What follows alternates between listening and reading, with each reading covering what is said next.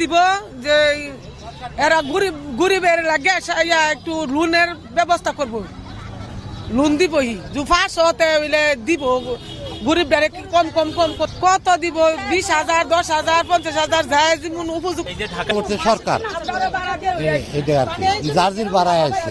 থেকে আসেন কোথেকে আসছেন? আসছি কুলিয়া চট্টগ্রাম থেকে। এটা কোন জেলা? কোন জেলা? ঢাকা জেলা মনে হয়। ঢাকায়? আপনার গাড়ি ভাড়া করছে কে? ওই জনগণের টাকা নিচে নিয়ে ভাড়া করছে। ওই কে ভাড়া করছে আপনারা? আলতাপুর কে?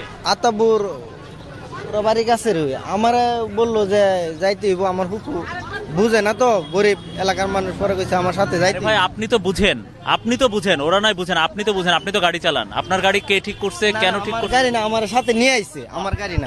গাড়ি চালান না? না হ্যাঁ, সাথে আমরা দুইটা গাড়ি আসছি। দুইটা বাস? জি। এই গাড়ি ঠিক করছে কে? গাড়ি ঠিক করছে আমগো জনগণই। ঠিক করাইছে কে? আমাগো প্রথম একটা কাগজ দিছে। কে দিছে? এই এই ইউনিয়ন পরিষদ থেকে আইছে। কে, নাম কি?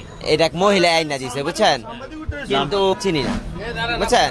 আইনা কাগজ দিছে যে এই গাড়ির মধ্যে এক গাড়ি চলে গেছে, বিদায় করে দিছে না। আমার বলছে একটু দাঁড়াও, আমি কথাবার্তা বইলা লই। এই কথা বলা লই আমার রাখছে, বড় ভাইয়ের গাড়ি চলে গেছে। তবে একটা লোন দেবে। কে বলছে এটা? এটা এই যে আমাদের এলাকার এক বড় ভাই।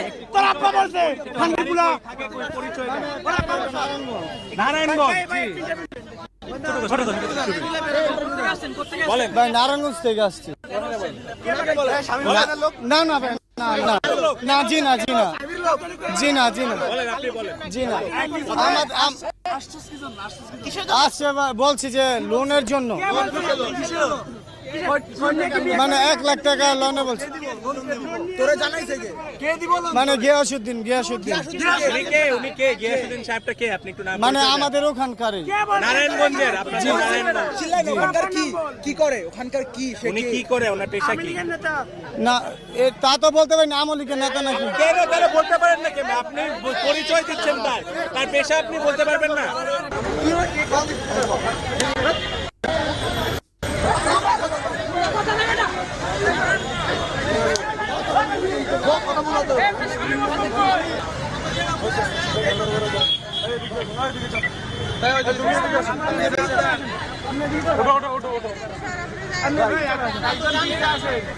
তুমি ভাই আসো না, সবাইকে নিয়ে আসতে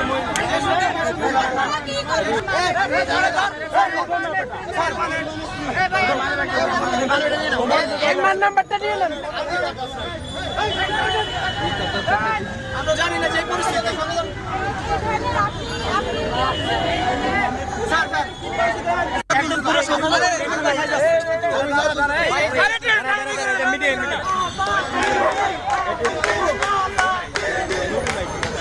নম্বর সুন্দরপুর দুর্গাপুর ইউনিয়ন।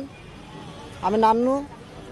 আমাদের বিনা সুদের লোনের জন্য আমাদের নিয়ে আসছে, আমরা এটা বুঝতে পারি নাই, যার কারণে আমরা এখন এসে আমরা ফেঁসে গেছি। এখন এছাড়া আমার কাছে আর ভাই কথা আর কিছু আসছে না ভাই, বুঝতে পেরেছেন।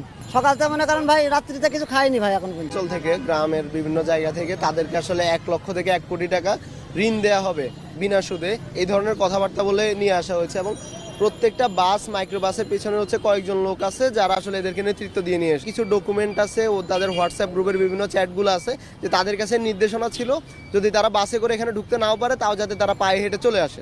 তো আসলে সাধারণ মানুষ হয়তো তারা রুট পর্যায়ে তারা জানতো না যে তারা এখানে কেন আসছে, কিন্তু যারা এখানে তাদেরকে আনছে তারা একটা বিশেষ উদ্দেশ্যে আনছে যে দেশকে এখন অস্থিতিশীল করার জন্য, সরকারকে যাতে বেকায়দায় ফেলা যায় এই জন্য আসলে আনছে। আপনি যদি দেখেন যে বাংলাদেশের ঢাকার প্রবেশের বিভিন্ন জায়গাগুলোতে প্রায় 500